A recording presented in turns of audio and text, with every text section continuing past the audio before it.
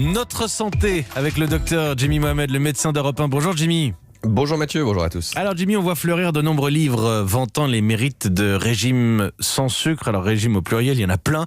Est-ce qu'il faut vraiment se passer du sucre, Jimmy ? Alors vous avez raison Mathieu, c'est à la mode avec une promesse, celle de vous détoxifier du sucre. Alors en cette période un peu compliquée, je vous le déconseille, on vit déjà une période suffisamment difficile pour se restreindre de façon supplémentaire avec le sucre.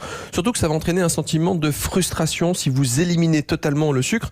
Et puis on va avoir tendance à avoir des carences puisque on va être très restrictif et donc si vous n'êtes pas accompagné, ça va être problématique. D'autant plus que le sucre on le diabolise mais il est nécessaire au fonctionnement de nos cellules et en particulier du cerveau.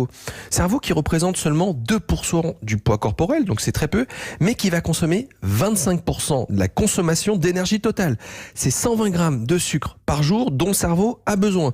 En revanche, ça c'est clair, l'excès de sucre peut conduire à l'addiction. C'est vrai que le sucre peut rendre addict, on l'a vu notamment chez les souris, à qui on propose soit de la cocaïne, soit de l'eau sucrée. Et bien naturellement, elles vont se tourner vers l'eau sucrée plutôt que la cocaïne. Ça veut dire que le sucre active dans notre cerveau de la dopamine et le circuit de la récompense. Et ça, les industriels l'ont bien compris, puisqu'ils vont en mettre notamment dans des gâteaux apéritifs. Ça va agir un peu comme un exhausteur de goût. C'est le symptôme du paquet de bonbons que vous démarrez et oh, il est fini. C'est ça, exactement. Jimmy Mohamed, il faut donc partir à la chasse à ces sucres industriels en fait. Oui, vous avez tout compris Mathieu. Alors, il y a sucre et sucre. Celui qui est contenu dans les fruits ne pose aucun problème, à moins de manger 5 kilos de raisin par jour. Vous verrez, ça posera pas de souci. Il y a des sucres qu'on sous-estime, notamment celui contenu dans les chewing-gums.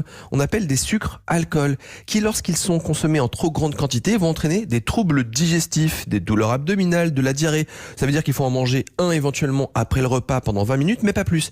Et puis, il y a des sucres cachés, notamment par exemple dans le ketchup. Ketchup dont les enfants raffolent, mais aussi les adultes.